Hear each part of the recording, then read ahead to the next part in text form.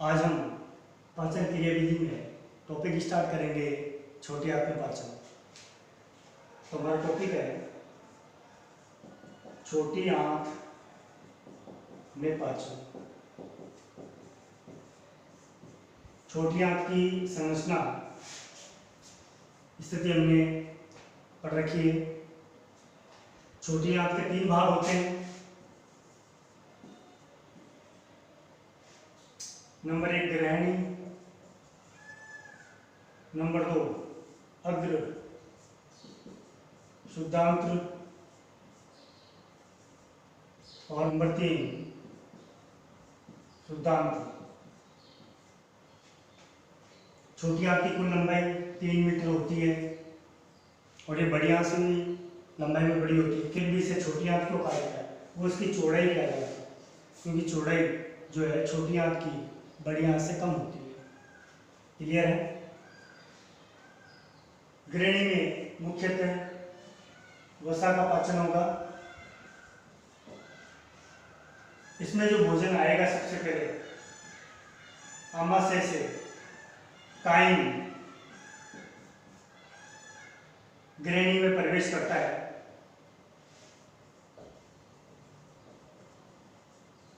तो ये मैंने आपको बता रखा है, जो काइम है वो अम्लीय प्रकृति का है। ग्रहणी के अंदर पित्तरस और अग्नाशय रस भी प्रवेश करते हैं। पित्तवाहिनी और अग्नाशय वाहिनी से ये क्षारीय प्रकृति के होते हैं। तो स्टूडेंट, जब काइम ग्रहणी में प्रवेश करता है, जठर निर्गमी कपाट के माध्यम से ग्रहणी के अंदर जब प्रवेश करता है, तो पित्तरस अपना काम ऐसे स्टार्ट नहीं कर सकता। उसके लिए पहले इस माध्यम को उदासीन होना पड़ेगा। क्लियर है? जैसे ये मैं आपको बताऊं, ये काइम ने प्रवेश किया, ठीक है। तो ग्रहणी की जो ये भित्तियां हैं, इसमें 4 परतें होती हैं। शिरोसा, पेशीय, सब म्यूकोसा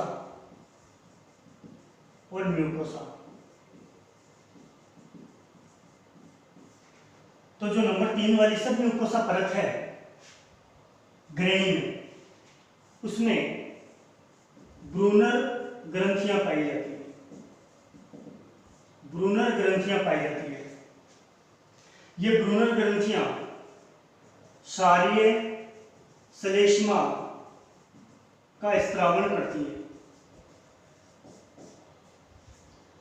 जिसकी प्रकृति 7.5 से 8 pH होती है।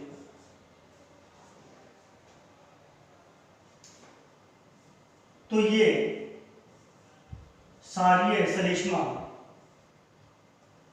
ग्रहणी की गुहा के अंदर आ जाता है। इधर से काइम आ रहा है, इधर से काइम आ रहा है, और इधर से ये क्षारीय श्लेष्मा भी ग्रहणी की गुहा के अंदर आ चुका है। जिसकी वजह से क्या होगा कि ये पूरा का पूरा जो माध्यम है वो उदासीन हो जाएगा। ग्रहणी की गुहा में माध्यम को उदासीन करने का काम ब्रूनर ग्रंथियां करती है। Clear student? अब आप समझ गए होंगे कि ये क्यों जरूरी है। सबसे पहली घटना ग्रहणी के अंदर ये होती है क्या कि आमाशय से काइम ने ग्रहणी के अंदर प्रवेश किया। किसके माध्यम से? जठर निर्गमी कपाट से होकर के। नंबर 2, जब काइम अंदर ग्रहणी की गुहा में आ जाता है, तो ग्रहणी की ब्रूनर ग्रंथियां सक्रिय हो जाती है और वह क्षारीय श्लेष्मा का स्त्रावन करती है, जिससे काइम जो है, जो ग्रहणी की गुहा में आया है, वो माध्यम उदासीन हो जाए। क्लियर? क्योंकि मैंने आपको बता रखा है कि गृहिणी में मोस्टली वसा का पाचन होता है, ठीक है। भोजन में जो हमने तेल, घी, मक्खन इत्यादि खाया है वो एक्चुअल में पॉलीग्लिसराइड होते हैं। तो वसा पर, जैसा मैंने आपको पिछले लेक्चर में बता रखा है कि वसा पर पित्तरस में जो सोडियम पोटेशियम के लेवल होते हैं वो लेसिथिन के साथ में मिलकर के वसा को पायसीकृत कर देते हैं, यानी कि उसके बड़े बड़े अणुओं को छोटी छोटी गोलियों या बूंदों के रूप में बदल देते हैं। जैसे बड़ा अणु है तो ये छोटी छोटी बूंदें इस प्रकार से हो जाएगी और पित्तरस में जो उपस्थित लवण है वो इस प्रकार से एक विशेष संरचना बनाएंगे। ये पायसीकृत में आपको ये चीज समझनी है स्टूडेंट, ये मिशेल रूप बनता है, मिशेल रूप। बीच के अंदर सेंटर में वसा की छोटी छोटी गोलियां हैं और ये हम देख रहे हैं कि इसमें सिर और पूंछ वाली संरचना ध्रुवीय अध्रुवीय भाग बन रहा है, ठीक है। तो इस प्रकार से मिशेल रूप का बनना वसा के पाचन के अंदर होता है, जो किसके कारण होता है? पित्तरस के द्वारा होता है। इसे ही हम कहते हैं वसा का पायसीकृत होना, ठीक है। इसीलिए पित्तरस को, पित्त लवण को प्राकृतिक अपमार्जक कहा जाता है। याद ध्यान रखेंगे स्टूडेंट। तो वसा के पाचन के अंदर जो सबसे पहली क्रिया होगी, जो कि सारी माध्यम में गृहिणी के अंदर होगा, तो वसा का पायसीकृत होना। इस पूरी प्रक्रिया को हम वसा का पायसीकरण कहते हैं। क्लियर है स्टूडेंट? और मैंने आपको फिर बता रखा है कि सेकंड स्टेप में क्या होगा कि अग्नाशय रस भी आ रहा है, trypsinogen, chymotrypsin, pro carboxy peptidase और प्रोएस्टेज, ये एंजाइम भी स्रावित होते हैं लेकिन वो सक्रिय नहीं होते, ठीक है। तो जब वो गृहिणी की गुहा में प्रवेश करते हैं, अग्नाशय रस के जो निष्क्रिय एंजाइम है, ठीक है, तो उन्हें आंतररस में उपस्थित एंजाइम एंटेरोकाइनेज, ये आपको याद रखना है स्टूडेंट, एंटेरोकाइनेज उन्हें सक्रिय करता है। तो ट्रिप्सिनोजन को ट्रिप्सिन में बदल देता है और वही उन सभी अग्नाशय रस के जो निष्क्रिय एंजाइम उनको सक्रिय करेगा। क्लियर है?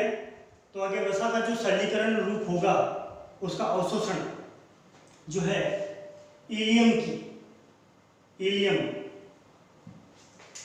ये भाग है छोटी आंत का।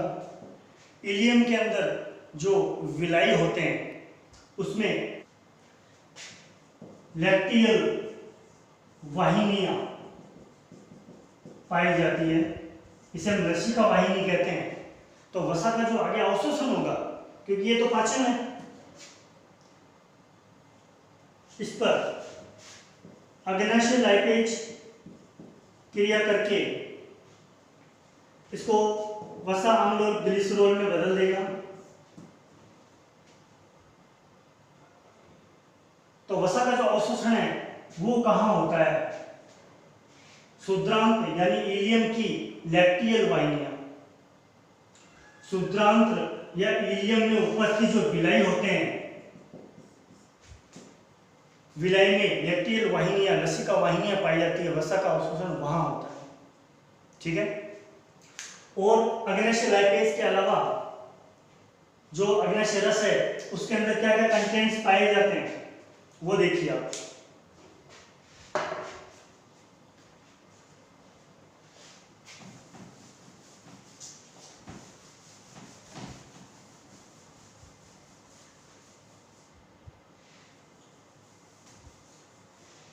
वो मैं आपको पिछले वीडियो में बता चुका हूं। जैसे ट्रिप्सिनोजन, काइमो ट्रिप्सिनोजन,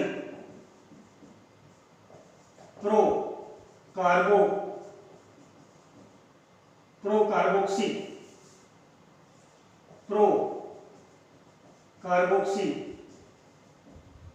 पेप्टिडेज, प्रोलेस्टेज, अग्नाशय, एमाइलेज और न्यूक्लिएजेज।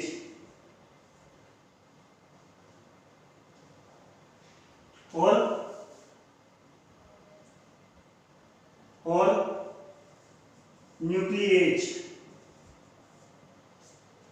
न्यूक्लिएज के हम दो आगे रूप पढ़ेंगे,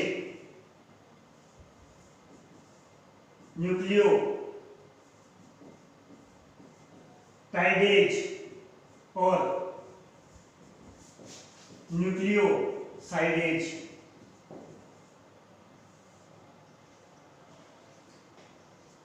ये स्टूडेंट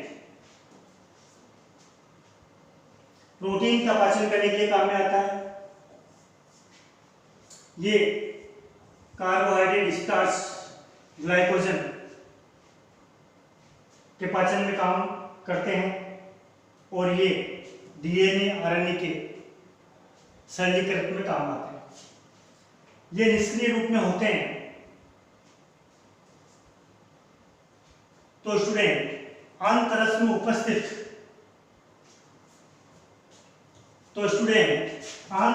उपस्थित एंटेरोकाइनेज ट्रिप्सिनोजन को सक्रिय करता है। एंटेरोकाइनेज, ध्यान रखेंगे, छोटी आंत के पाचन में आंतररस से स्रावित एंटेरोकाइनेज ट्रिप्सिनोजन को सक्रिय ट्रिप्सिन में बदलता है। यही सक्रिय ट्रिप्सिन इन्हें सक्रिय करता है। काइमोट्रिप्सिनोजन को काइमोट्रिप्सिन में बदलेगा। प्रोकार्बोक्सी पेप्टिडेज को कार्बोक्सी पेप्टिडेज में बदलता है। प्रोइलेस्टेज को इलेस्टेज में बदलता है। क्लियर है? और ये सभी जो काइम के अंदर, ग्रेन में जो काइम आया है, उस काइम के अंदर जो प्रोटीओज और पेप्टोन्स आए हैं,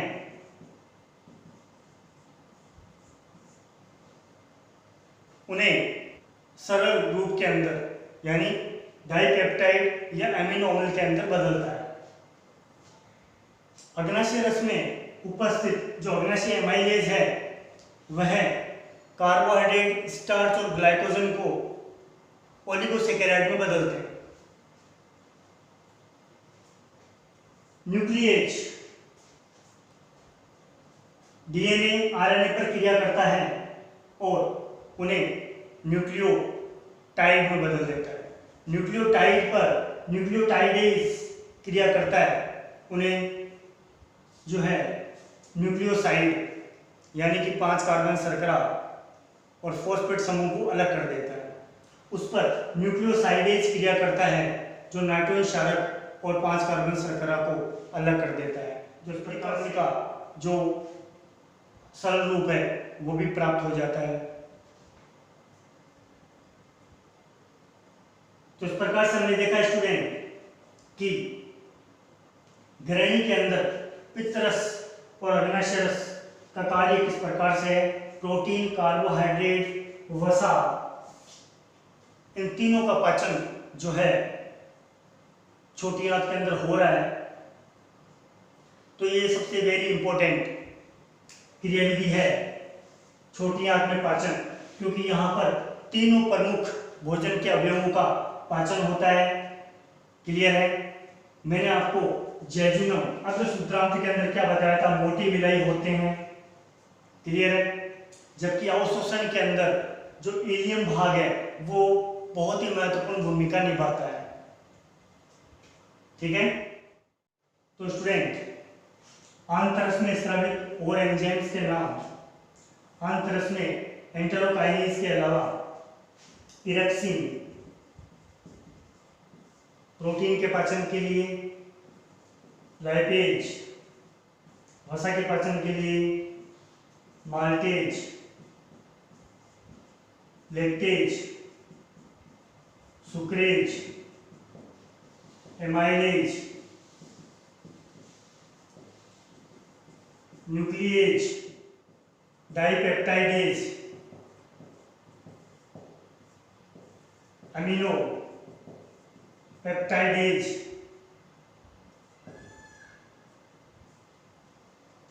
ये एंजाइमी स्रावन होता है। इरेक्सिन प्रोटीन को जो डाइपेप्टाइड ग्रुप है उसे एमिनो एसिड के अंदर बदलेगा। ये एंजाइम भी डाइपेप्टाइड को एमिनो एसिड के अंदर बदलेंगे, जो प्रोटीन का सरल रूप होता है, ठीक है। सेकंड है लाइपेज, ये वसा को उसके सरल रूप वसा अम्ल और ग्लिसरॉल के अंदर बदलेगा। माल्टेज माल्टोज को ग्लूकोज के अंदर बदलता है। लैक्टेज लैक्टोज, जो दूध के अंदर लैक्टोज शर्करा होती है उसे ग्लूकोज प्लस गैलेक्टोज के अंदर बदलता है। सुक्रेज सुक्रोज को ग्लूकोज प्लस फ्रक्टोज में बदलता है। एमाइलेज कार्बोहाइड्रेट स्टार्च ग्लाइकोजन को माल्टोज या ओलिगोसेकेराइड में बदलता है।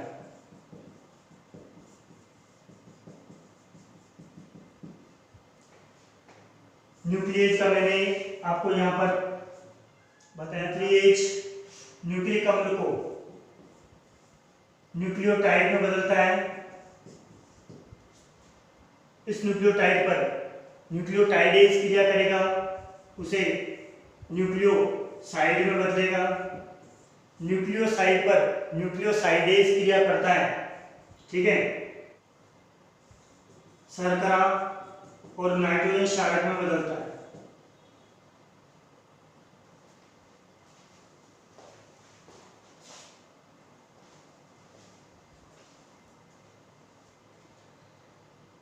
तो इस प्रकार से आंतरस कितना इंपॉर्टेंट है, ठीक है। इसका श्रावण ध्यान रखेंगे स्टूडेंट, छोटी आंत्र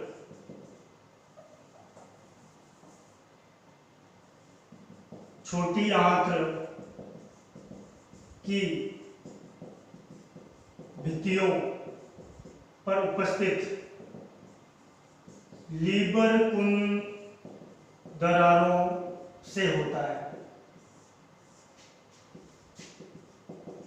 आंतरस, जिसे सक्कस एंटेरिकस भी कहते हैं, यह आंतरस का सेकंड नाम है और इसका स्रावन छोटी आंत की जो भित्तियां होती है उसमें लीबर कुंद दरारें होती है, ठीक है, उनसे होता है, ठीक है। तो इस प्रकार से हमने देखा कि छोटी आंत के अंदर मुख्यतः पाचन और आंतरस का जो पीएच होता है वह 7 से थोड़ा अधिक होता है, यानी दुर्बल क्षारीय। तो छोटी आंत हमारे शरीर के अंदर कितना इंपॉर्टेंस रखती है, अब आपको पता लग गया होगा कि हमारे प्रमुख जो पोषक अवयव हैं कार्बोहाइड्रेट, प्रोटीन, वसा, उन सब के पाचन के लिए कितना जरूरी है।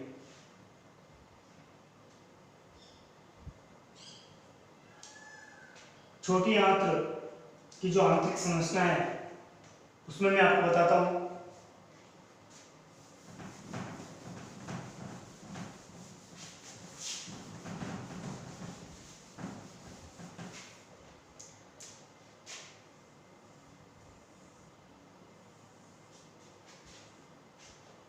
छोटी आंत की जो दीवार होती है उसके अंदर फोल्ड पाया जाता है, अंदर की तरफ वलन पाया जाता है, रिंग नुमा।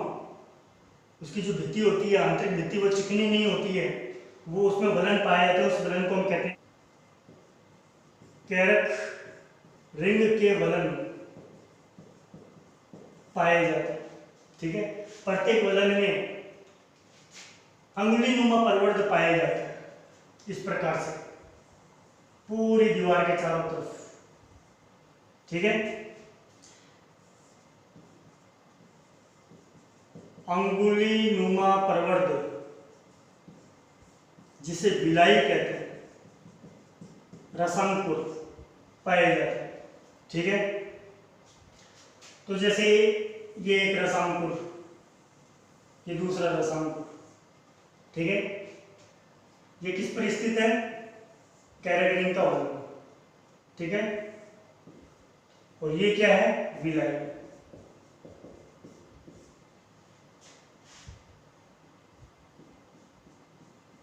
ये विलाई की इस प्रकार से संरचना होती है।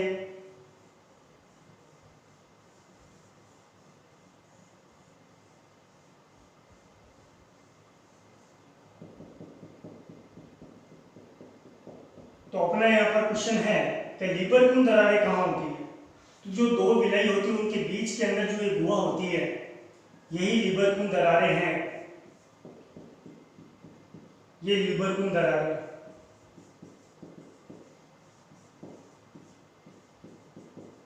ठीक है, और इन्हीं से श्रावण होता है आंतररस का।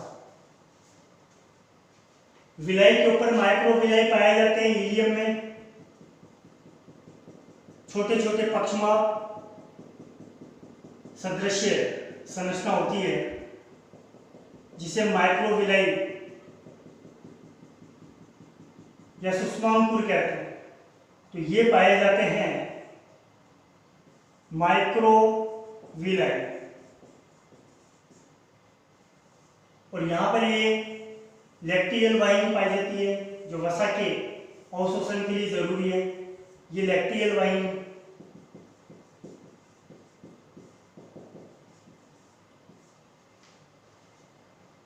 तो लिबरपूर्ण दरारों से मोस्टली आंतररस का स्रावन होता है। ठीक है, ये दो विलाई के बीच के अंदर भाग जो उपस्थित होता है उसे लिबरपूर्ण दरार कहते हैं। क्लियर है?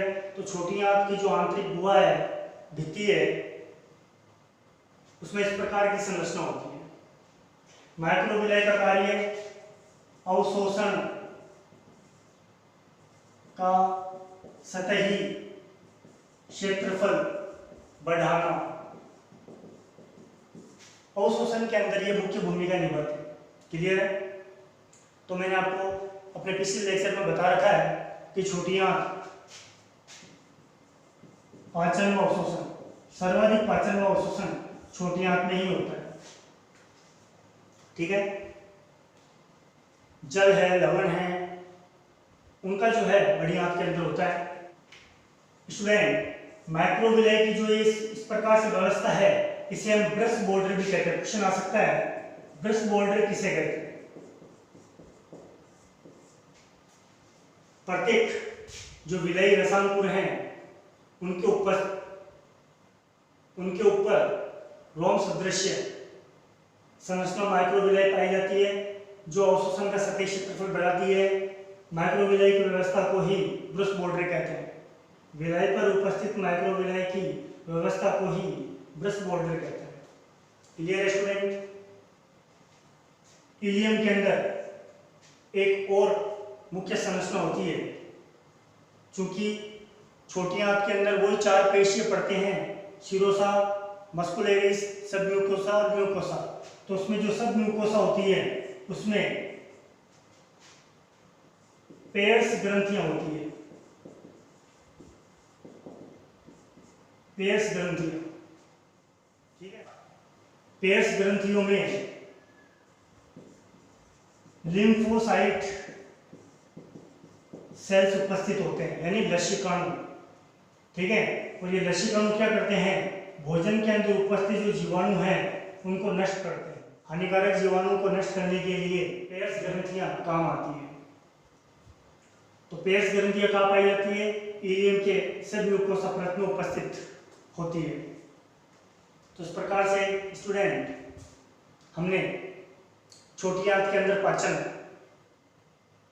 और उसके अंदर जो सेल्स की व्यवस्था है आंतरिक वृद्धि की, वो हमने देखी।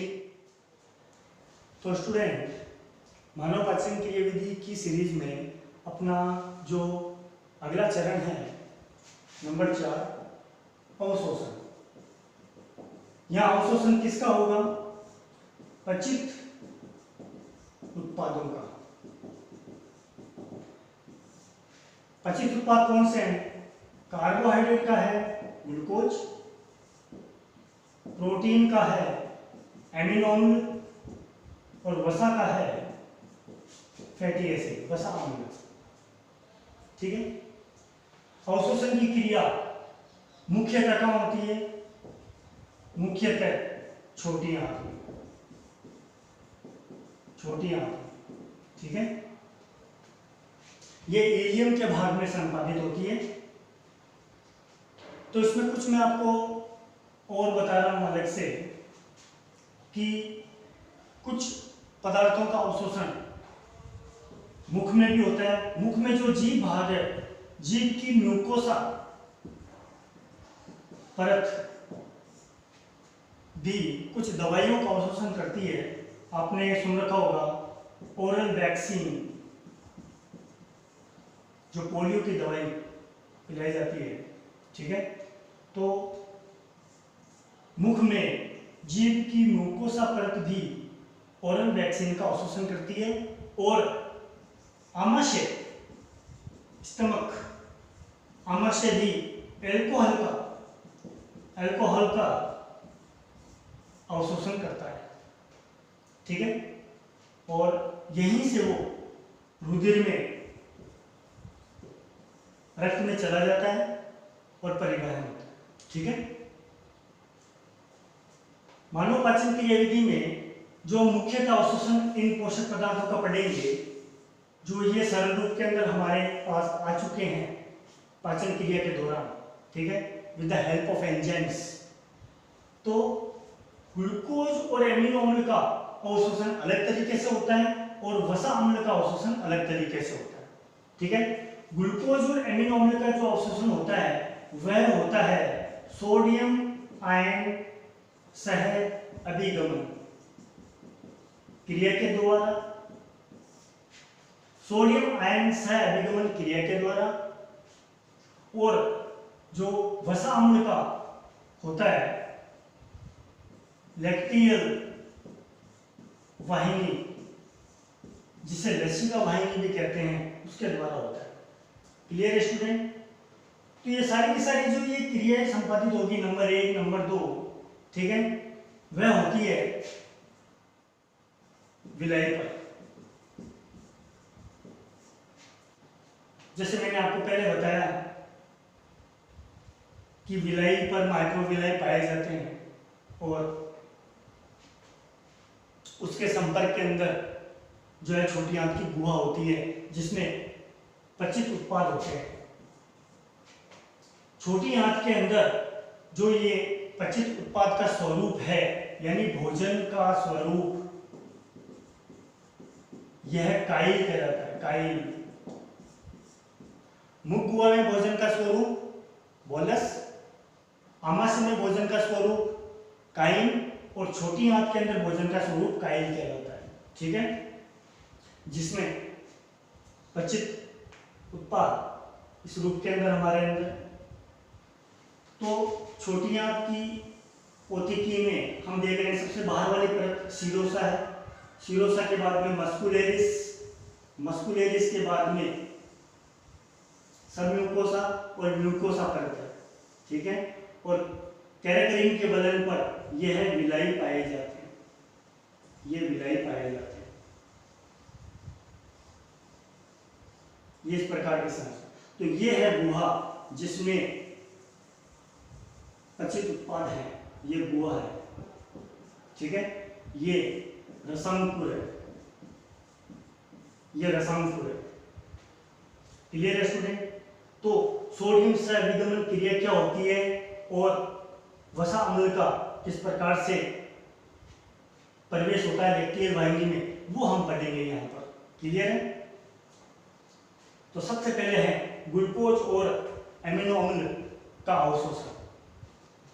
देखिए इस रसांकुर को हम इस प्रकार से जूम कर लेते हैं। ये गुहा हो गया और ये रसांकुर वाला भाग हो गया, जिसके संपर्क में यहाँ पर ये रुधिर वाहिनियां पाई जाती है, और इसका ये बाहर वाला भाग जो है ये कहलाता है एपिथेलियम, उपकला। ये उपकला है, ठीक है। इसमें धमनी शिराएं हैं,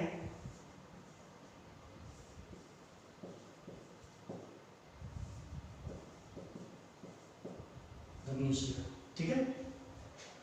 तो उपकला पर जो है सोडियम आयन पाए जाते हैं, सोडियम आयन अत्यधिक मात्रा में पाए जाते हैं,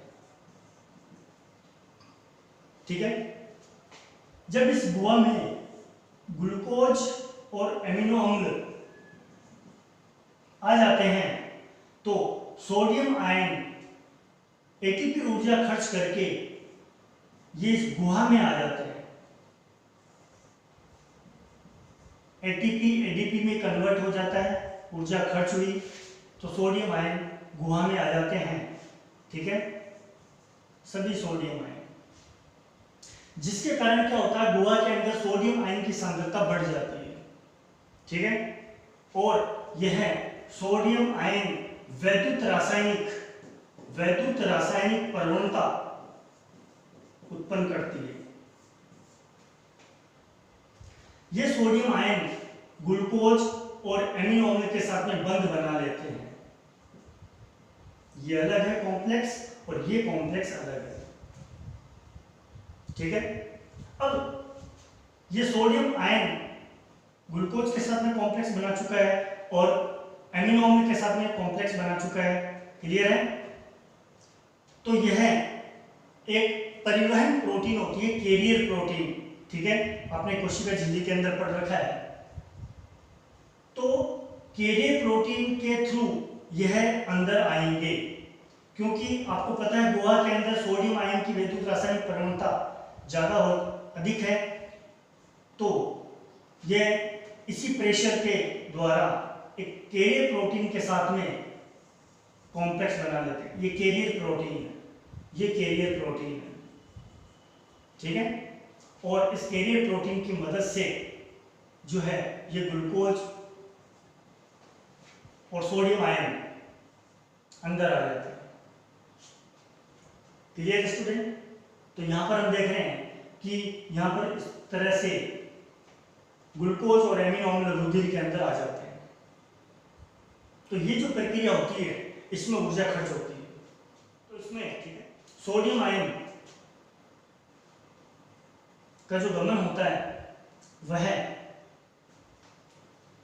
गुहा के अंदर एटीपी ऊर्जा खर्च करके वो बाहर आते हैं और ग्लूकोज और एमिनो अम्ल से कॉम्प्लेक्स बनाते हैं और कैरियर प्रोटीन की मदद से वह एपिथेलियम में प्रवेश करते हैं और ग्लूकोज और एमिनो अम्ल को रुधिर के अंदर छोड़ देते हैं और वापस सोडियम आयन जो है ऊर्जा खर्च करके गुहा में आ जाते हैं। तो ये क्रिया लगातार चलती रहती है, क्लियर है स्टूडेंट। तो यहाँ पर हमने देखा सोडियम सहविगमन क्रिया। अब हम देखते हैं वसा अम्ल का किस प्रकार से होता है।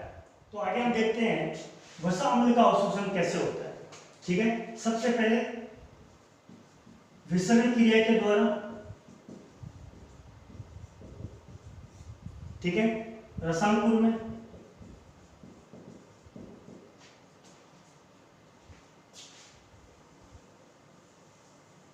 यह हमारे पास में रसांकुर, ये छोटी आंत की गुहा जिसके अंदर मैंने आपको बताया था कि वसा के अवशोषण के लिए जो पित्त लवण है वह क्या बनाते हैं, मिशेल। ये क्या बनाते हैं, मिशेल, ठीक है। ये इस प्रकार की संरचना होती है। तो ये एक्चुअल के अंदर वसा की छोटी छोटी बूंदें, जिसको हमने क्या नाम दिया था, मोनोग्लिसराइड। ठीक है, तो मिशेल इस गुहा से जो है इनको रसायनपुर के एपिथेलियम पर छोड़ देते, ये मोनोग्लिसराइड है, और वापस जो पित्त लवण है वो गुहा के अंदर चला जाता है और वसा के बड़े बड़े अणुओं से उस वसा के जो ट्राइग्लिसराइड है उनको मोनोग्लिसराइड में तोड़ करके मिशेल बना करके यह परिवहन कराता है मोनोग्लिसराइड का। क्लियर है स्टूडेंट? तो यहाँ तक तो हमने जो है पित्त लवण के वसा का पाइशीकरण के अंदर ही पढ़ लिया था। अब हम अवशोषण के अंदर पढ़ रहे हैं। तो ये मोनोग्लिसराइड जब इस एपिथेलियम पर आ जाते हैं, विसरण क्रिया के द्वारा ये एपिथेलियम की सेल में आ जाते हैं। ठीक है, तो ये सेल कुछ इस प्रकार की होती है, इस प्रकार से हम देख रहे हैं, सेल का ये रूप है यहाँ। ठीक है, ये एक सेल मानो, तो इसमें अंतर्द्रव्य जालिका होती है। क्लियर है? Endoplasmic reticulum.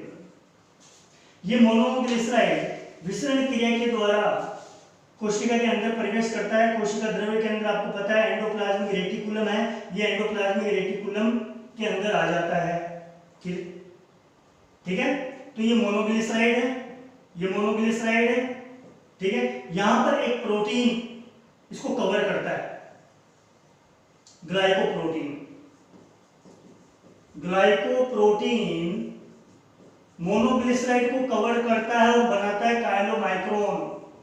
काइलोमाइक्रोन बहुत छोटे छोटे कण होते हैं। ठीक है, जिसका व्यास लगभग 0.1 से लेकर 3 माइक्रोमीटर होता है। ठीक है, तो यहां पर हम देख रहे हैं कि मोनोग्लिसराइड एपिथेलियम सेल्स के अंदर प्रवेश करता है और यहां पर ग्लाइकोप्रोटीन इसको कवर करती है और बनता है काइलोमाइक्रोन। क्लियर? अब आगे क्या होता है?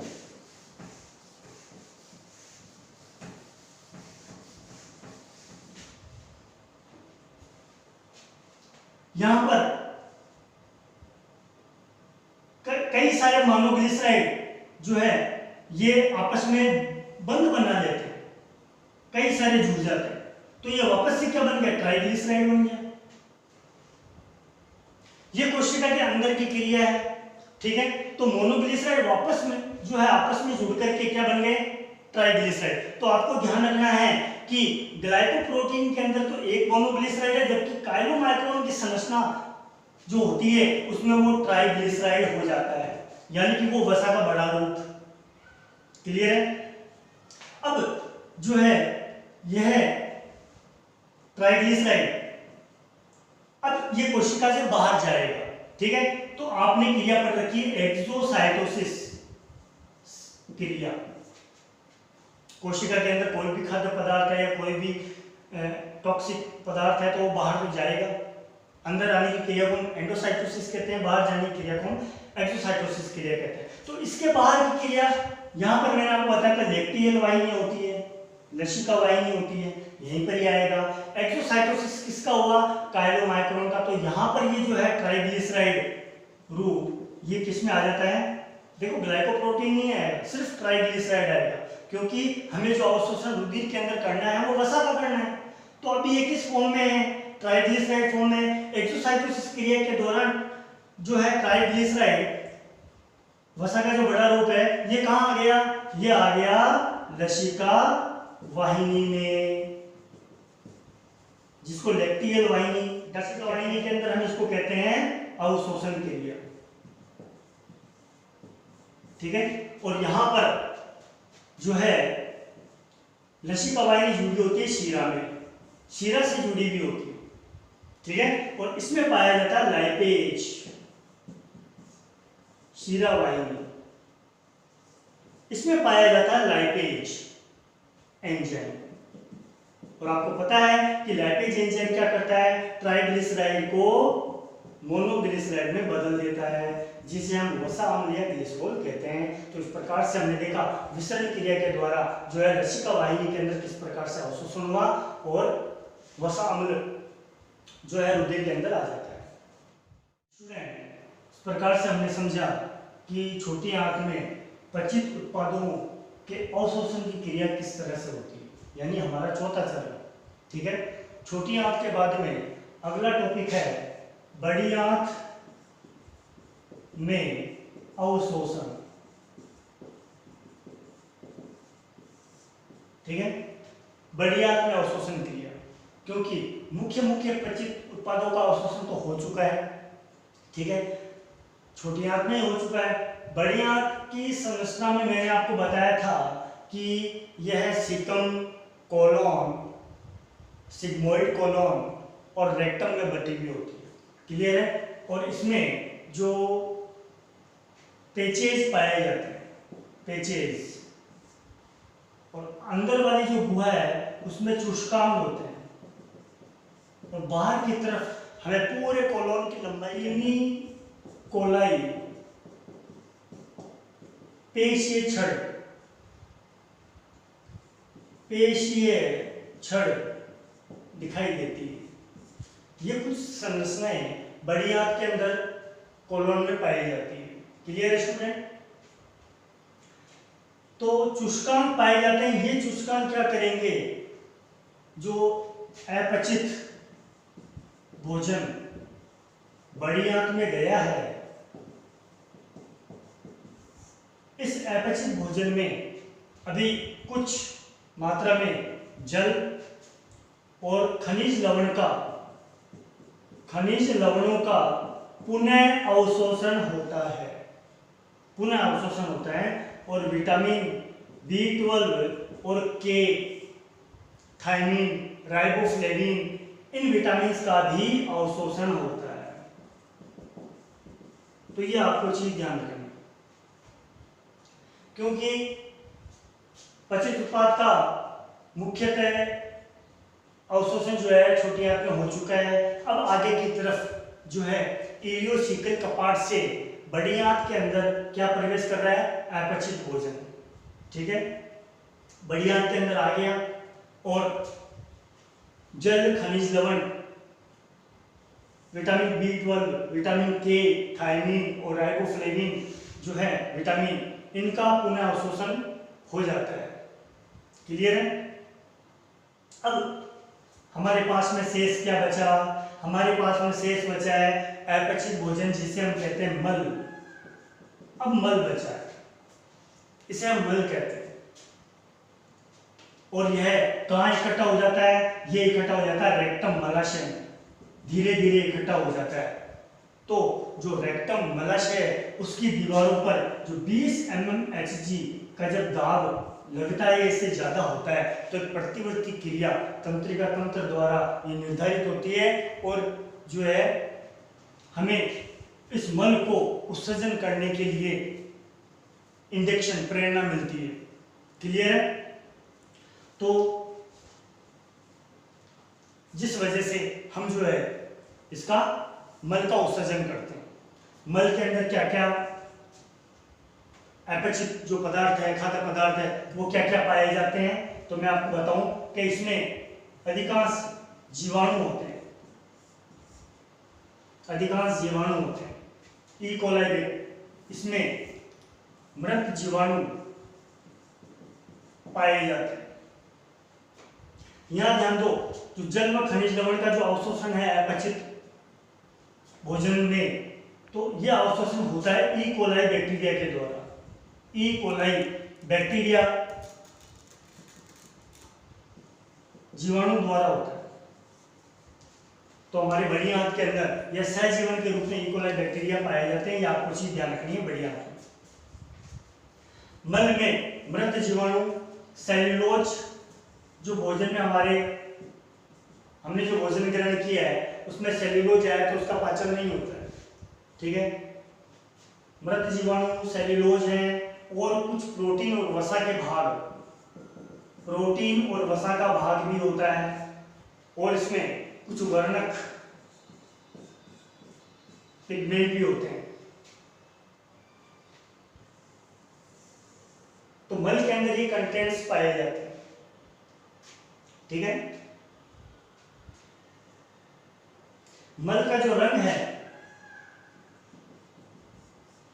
ये जो रंग होता है ये एक पदार्थ की वजह से होता है जिसको हम कहते हैं स्टरकोबेलिन। स्टरकोबेलिन पदार्थ की वजह से मल का जो है लगभग पीला रंग होता है। तो इस तरह से स्टूडेंट हमने ये बहिक्षेपण क्रिया देखी, अंतिम चरण पाचन क्रिया विधि का, जिसमें हम गुदा द्वारा अपचित भोजन का उत्सर्जन करते हैं। ठीक है, रेक्टम में जो मल संग्रहित हुआ है उसे गुदा नाल द्वारा गुदा छिद्र से बाहर निकाला जाता है। गुदा छिद्र में दो अवरोधनियां होती है, ये मैंने आपको संरचना के अंदर बता रखी है, आंतरिक अवरोधनी और बाह्य अवरोधनी। ठीक है, जो नियंत्रण करती है मल के उत्सर्जन में। तो इस तरह से ये बहिक्षेपण की क्रिया कंप्लीट होती है। एक क्रिया है स्वांगीकरण, जो मैंने आपको स्टार्टिंग के अंदर बताया जो है, ये तीसरा चरण है। 4 नंबर है स्वांगीकरण।